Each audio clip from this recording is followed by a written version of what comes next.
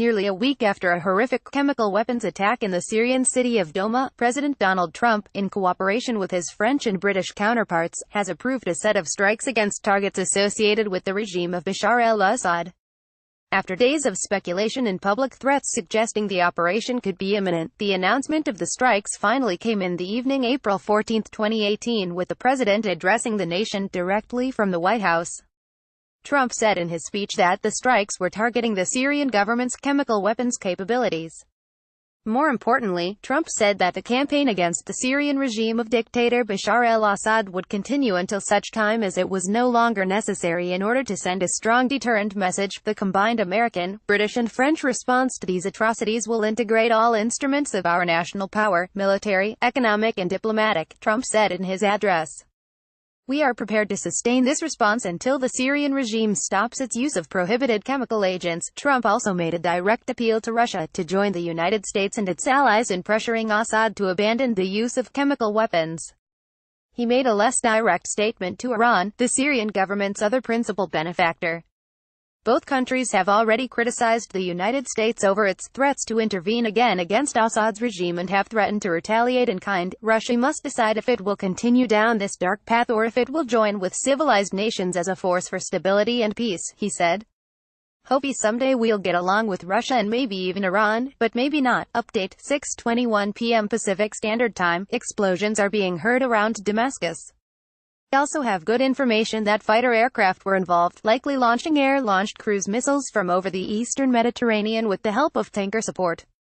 French Scalp EG, the UK's Storm Shadow, and the American JASSM are likely to have been used, as well as Tomahawk cruise missiles from US and UK submarines, as well as from US Navy destroyers. Those fighters may also be providing air cover for American and Allied ships in the region. Here is the statement from Theresa May.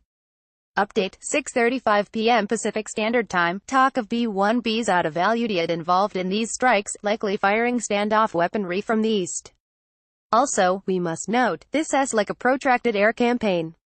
What we are seeing now is likely also a destruction of enemy air defenses, dead campaign so that other aircraft, namely B-2s, can get in and do some heavy hitting against hardened targets.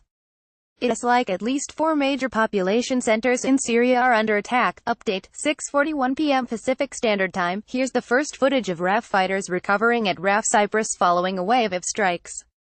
Once again, we believe the strikes are all standoff in nature at this time, but that can change as Assad's air defense network is degraded. Storm Shadow missiles from RAF GR-4s confirmed by CNN. CNN also reports Syria's 4th Division and Republican Guard being struck heavily.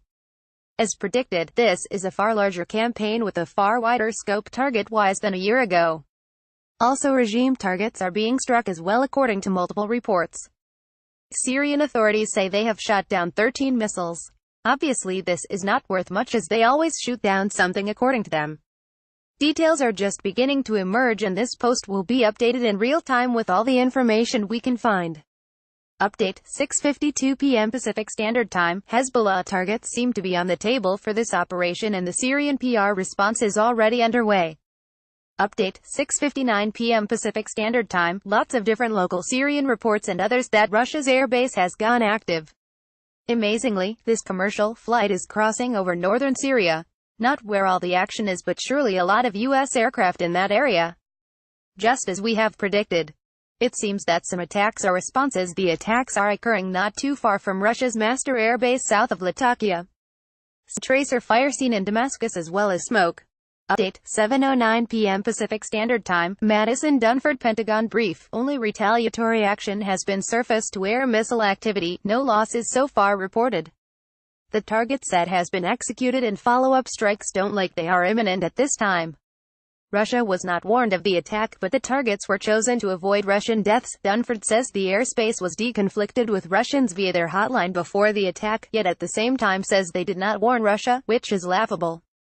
They did not tell them about specific targets likely. Mattis says again, that no additional attacks are planned, so that seems to conflict at least in abstract from Trump's statement. Late yesterday Mattis said he received proof of the chemical attack. Dunford say that the deconfliction information given to the Russians may have gone unnoticed as unique by Russia's military. This is once again laughable. The United States does not operate in western Syria aside from unmanned aircraft operations. As such, Russia was noticed of this attack, albeit not as to the targets that would be hit. Mattis warns Russia will execute a massive disinformation campaign over the coming days. More key points from Mattis and Dunford. Mattis says that the U.S. has a vital national security interest in deterring chemical weapons use in Syria and anywhere else, and President Trump conducted the strike under his Article 2 authority as commander-in-chief to defend American interests. Mattis: clearly, the Assad regime did not get the message last year. Mattis described strike as separate from the campaign against ISIS and directed at the Syrian regime. He called on responsible nations to denounce Assad and join with the U.S. government in pressuring Assad. Dunford: strikes began at 9 p.m. and there are no reports of casualties among the strike force at this time. The targeting process included specific efforts to mitigate collateral damage and the possibility of threat to nearby communities from the release of chemical agents. One target was a scientific research facility in the Damascus area. A second target was a chemical weapons storage facility west of Homs, said to be the primary stockpile of sarin and precursor chemicals. A third target was another chemical weapons storage facility and associated command post. Mattis: the U.S. and its allies are prepared to respond to further CW use in the future, but said that this particular operation is a one-time shot. Mattis: I am confident the Syrian regime conducted a chemical attack on innocent people, involving at least one chemical agent, but that there might have been two. If this gas is chlorine alone, that would be strange, as the U.S. has not responded to dozens of chlorine attacks over the last year. Roughly double the number of munitions were supposedly used in this operation compared to last year, according to Mattis and Dunford. Update: 7:35 p.m. Pacific Standard Time. NATO chimes in on these strikes. Russia is making its first comments on the strikes. And now Russia's U.S. Embassy chimes in. Some new footage of pre-strike departures. Rafales loaded with Scalp EG cruise missiles. Update: 7:56 p.m. Pacific Standard Time. It seems like more targets may have been hit, possibly air defense targets to help incoming missiles get through. Could Iran activate Hezbollah for large-scale barrages on Israel as a response? Some basic reporting on assets used at this time. Keep in mind this could all change. Facilitating USAF air power back to their bases. U.S. Ambassador to Germany is trolling Berlin for not participating in the strikes. Update: 8:22 p.m. Pacific Standard Time. We have this exclusive photo that is said to show the B-1B used in the strikes, all loaded up with JASSMs as we suspected. This sortie will mark the first combat use of this weapon. Anonymous update: 8:30 p.m. Pacific Standard Time. Russian Foreign Ministry spokesperson Maria Zakharova just stated the following, quoted from RT. First, the Syrian people was subjected to Arab Spring, then Islamic State is, formerly ISIS, ISIL, now two, smart American missiles. A strike was carried out on the capital of a sovereign state, which for many years has been trying to survive under the threat of terror. Russian Foreign Ministry spokesperson Maria Zakharova said.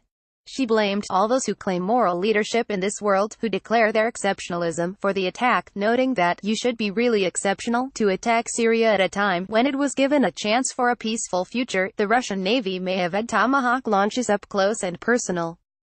This matches recent reporting on Russian naval movements in the Mediterranean. As we mentioned earlier, it looks like U.S. F-16s and F-15s provided counter-air screening against launches of Russian fighters and possible anti-ship missile attacks while this was underway. Update: 8:55 p.m. Pacific Standard Time. Supposedly Syria is firing on American drones now. Gotta get that bomb damage assessment. But really, we have no idea what unmanned capabilities are being used for this. A Global Hawk did a run along the Syrian coast after the strikes, and its sensors can peer quite deeply into Syria. Update: 9:15 p.m. Pacific Standard Time. The Syrian government is now claiming to have shot down an unmanned aircraft using 2K-12 Cub SA-6 gainful medium-range surface-to-air missile. So far there has been no independent confirmation and there are no details as to the type of drone they're claiming to have destroyed. In addition, a spokesperson for Trump's National Security Council has reportedly told the Associated Press that the president's tweets earlier in the week did, in fact, signal a clear intent to strike Syria in the near future. Update: 9:30 p.m. Pacific Standard Time. Russia has now issued a statement that none of its facilities in Syria came under attack. This is not surprising, as the United States said it focused entirely on Assad's regime, and because targeting Russian forces directly would have risked a much more serious escalation. More interestingly, an anonymous source, according to Reuters, is now claiming that Russia tipped off the Syrians to the incoming attack, which could have happened when they received the American deconfliction alerts. This supposedly gave them time to evacuate some of the target sites. Update, 9:50 p.m. Pacific Standard Time. Check out this video that the Syrian government says shows U.S. missiles being engaged by Syrian air defenses. Update, 10:15 p.m. Pacific Standard Time. More from the Syrian government. The Ministry of Information calls on citizens not to trust any media reports, which are deliberately or undeliberately exaggerating the number of targets and consequences of the trilateral aggression. Several missiles of the three countries, which struck a research facility, have only caused material damage to a building, which includes an educational center and scientific labs. Russia's MOD claims nothing entered the air defense zones around their missile systems. However, that means none of cruise missiles launched by the U.S. and its allies did not enter the zone of responsibility of the Russian air defenses, covering objects in Tartus and Hmyr, the Russian Defense Ministry has announced. Update, 10:40 p.m. Pacific Standard Time. There is a bunch of tanker activity over the Mediterranean again. Update, 10:51 p.m. Pacific Standard Time. We are getting the first images of RAF tornadoes launching with Storm Shadow missiles under their bellies. MOD, Crown Copyright MOD, Crown Copyright Update, 11:05 p.m. Pacific Standard Time. Another first during this operation, a French FREMM frigate launched at least 3 naval cruise missiles. These weapons are a close relative of the Scalp air-launched cruise missiles fired by Rafales during the same operation mission. Hat tip to Air Defense Net for the heads up. Based on our sources, at least 4 F-16s and 4 F-15s spent a lot of time between Cyprus and the Syrian coast as part of a single flight. These are the jets that likely provided counter-air screening, basically shutting down Russia's airbase and being ready to engage cruise missiles fired in that direction at Allied sea or land targets. The F-16s may have played a contingency seed role and/or may have delivered missiles for the initial strike as well. They seemed to have stayed on station for hours during and following the strike. Update, 12:10 a.m. Pacific Standard Time. Multiple reports that France also warned Russia ahead of the strikes. Update, 12:30 a.m. Pacific Standard Time. Iran is now rattling their saber at the U.S. Reuters writes, with this attack, the situation will become more complex, and this will surely be at the expense of the United States, which will be responsible for the aftermath of upcoming regional events that will certainly not be in their interest. Yadala Giovanni, the Guard's deputy head for political affairs, told FOS news agency. Update, 1 a.m. Pacific Standard Time. Russian MOD now says that they are reconsidering outfitting Syria and other regional players with S-300 and S-400 air defense systems after last night's strike. They also say that dozens of missiles were fired at multiple airfields and none of them were hit, with all missiles being shot down. The facilities that were hit were abandoned long ago. It also says that there are fighter patrols up over Syria now. CNN also reports that there are Russian jets orbiting over Homs and Damascus now. Update, 1:10 a.m. Pacific Standard Time. Prime Minister May, 4 tornadoes used in the attack with Storm Shadow missiles being launched at a chemical weapons facility west of Homs, recounting evidence, including the fact that a helicopter delivered a barrel bomb thought to have been the chemical weapon. 3 targets were chosen to minimize escalation, limit the possibility of injuries to innocent bystanders, and to impact Assad's chemical weapons capability, reinforce prohibition on chemical weapons. Update, 1:47 a.m. Pacific Standard Time. Global Hawk back off Lebanon sucking up intel products for some very anxious intelligence analysts, supposedly pieces of a Storm Shadow missile. Update, 2:30 a.m. Pacific Standard Time. Turkey has chimed in. Here is their view of the strikes. Turkey considers the operation carried out early this morning by the United States, United Kingdom and France to be an appropriate response to the chemical attack which caused the deaths of many civilians in Douma on the 7th of April. We welcome this operation which has eased humanity's conscience in the face of the attack in Douma, largely suspected to have been carried out by the regime. Attacks with weapons of mass destruction, including chemical weapons, that indiscriminately target civilians constitute crimes against humanity. The Syrian regime, which has been tyrannizing its own people for more than 7 years, be it with conventional or chemical weapons, has a proven track record of crimes against humanity and war crimes. The conscience of the international community carries no doubt to that effect. Turkey believes that it is of critical importance that such crimes do not go unpunished and that accountability is ensured in order to prevent the recurrence of similar crimes. In light of this experience, it is essential for the international community, in particular the members of the UN Security Council, to agree upon joint steps to ensure that the use of chemical weapons does not go unpunished. We cannot confirm this photo, but if it is true, that building is toast. Update, 3:37 a.m. Pacific Standard Time. An interesting historical fact, today is the 32nd anniversary of Operation El Dorado Canyon. Update, 4:17 a.m. Pacific Standard Time. Syria's near-invincible missile shield.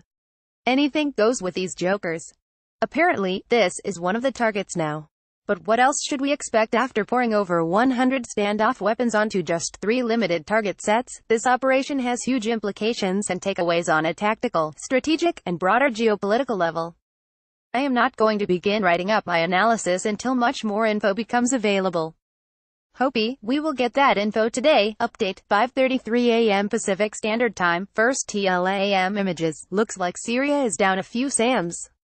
Looks like we were right on the money as far as those F-15s and F-16s executing defensive counter-air screen between Cyprus and the Syrian coast. Here they are landing back at Aviano all loaded up. Interesting to see if there was a standby seed package off the coast of any kind. Mission accomplished. Here's the map of the targets from the Pentagon. We have concluded updates on this post. Please go to our new post for the latest information linked here. Contact the author, Tyler at TheDrive.com. Don't forget to sign up your email address.